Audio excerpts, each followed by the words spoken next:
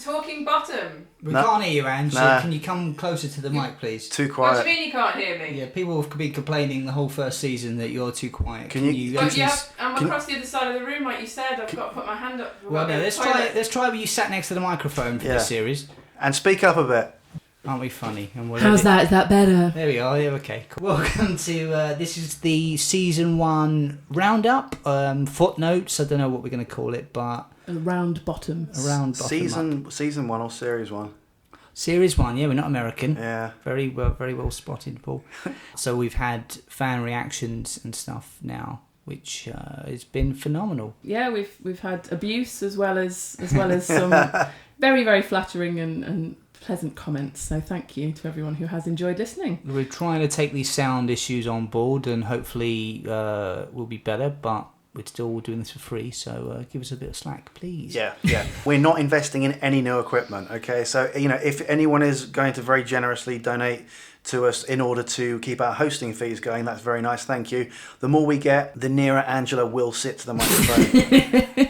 I can promise you that. So we've started her off far away. Close that gender gap between me and the microphone. Sure. Okay. It's been really heartening, hasn't it, to see the response that the show's got because of the love for Bottom. You know? I mean, it's definitely not down to us. It's because we're talking about Bottom, which still has a huge amount of affection and fan outpouring, which is why we're doing it. So it's nice to know other people are listening. Yeah, it's not due to any skill on our part. We were literally lucky enough to mine the vein in the right place at the right time.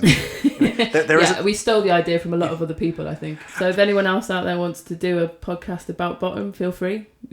Just go for it. Why not? Yeah. We're already doing it, but other people might want to listen to that, or indeed any other sitcom. It's been nice just to kind of have a bit of a think about series 1 of Bottom, that is.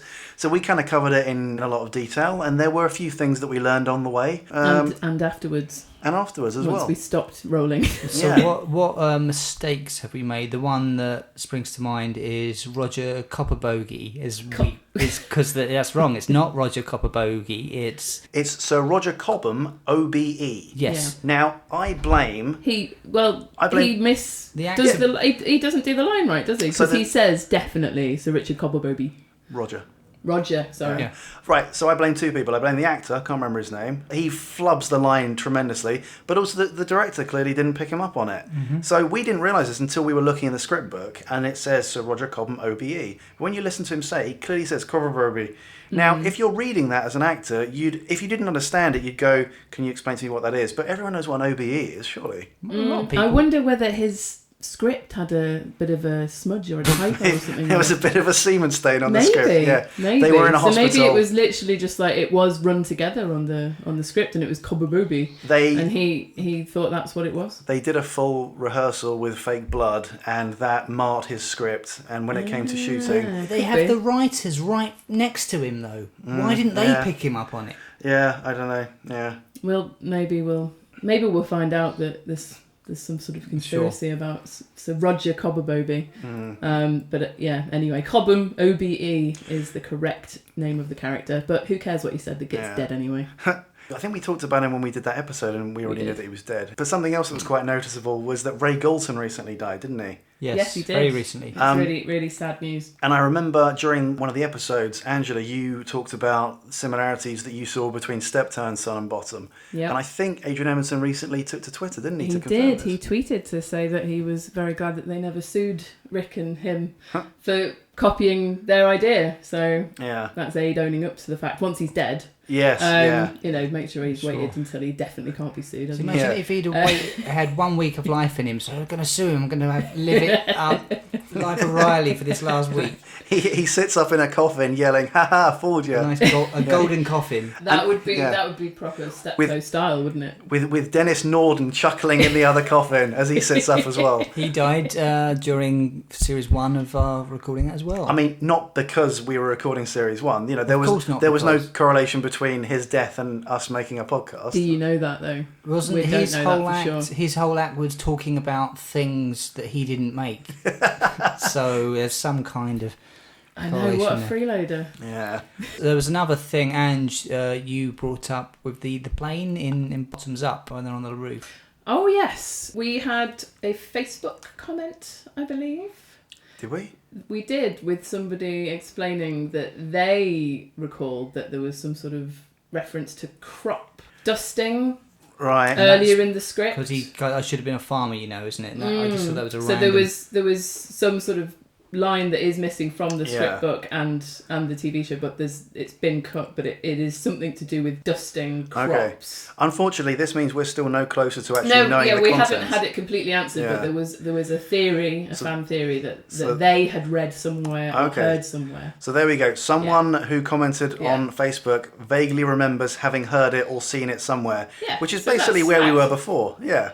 No, but I think there was an extra bit of info there that it was crop dusting about bit. Farming, crop dusting, and that was what the plane was from the. I should have been a farmer, because it is very random. Yeah.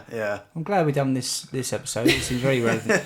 Okay, another thing where there's a fan theory that we also thought was true, that Nigel Planer was going to be playing Spud Gun, as we have all three of the young ones, but with the fourth one missing. Now, Angela, you recently interviewed Ade Edmondson himself and got a definitive answer on this, right? I did. I was lucky enough to interview him for entertainmentfocus.com.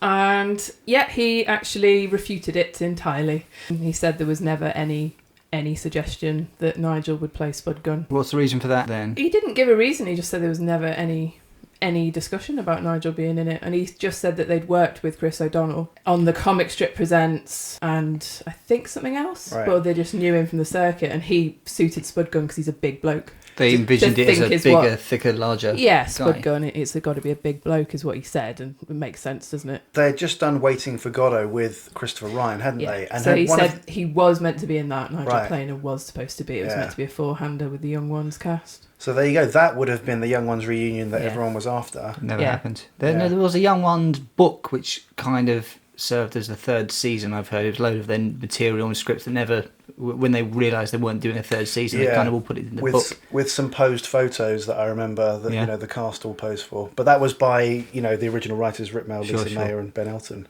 Yeah.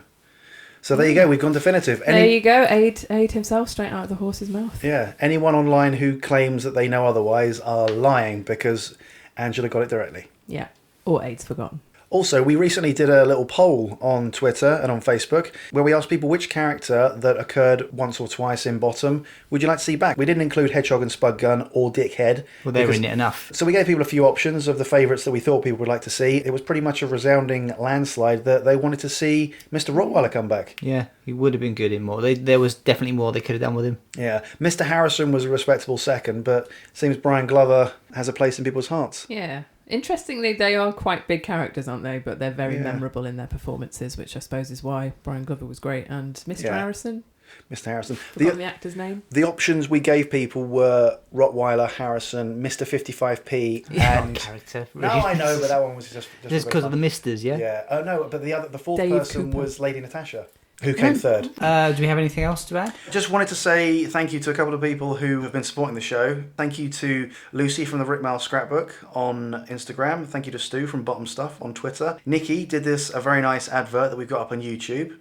Oh, that's fantastic, that advert. Yeah, it's a lovely surprise. When we did a request for a little bit of cash for the hosting costs. 12 quid.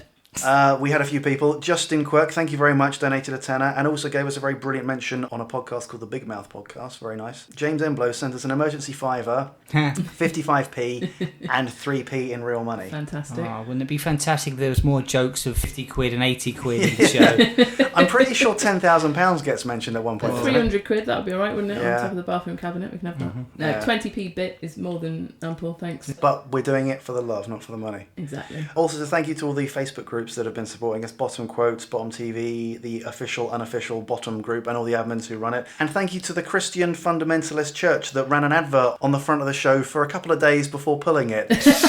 Presumably, once they listened to what they were associating themselves with. Yeah. Don't see why. I mean, Richie's a good Christian, isn't he? Yeah. But if there are any businesses out there that do want to run adverts at the beginning, middle, or end of the show, then go on Podbean and register as an advertiser, and you'll be able to run adverts during the show. Or literally hundreds of people will hear it and ignore it and not buy a product. That's all I think. We'll be back with Series 2 of Talking Bottom very soon. Yeah. Thanks again, guys. Bye. See you soon.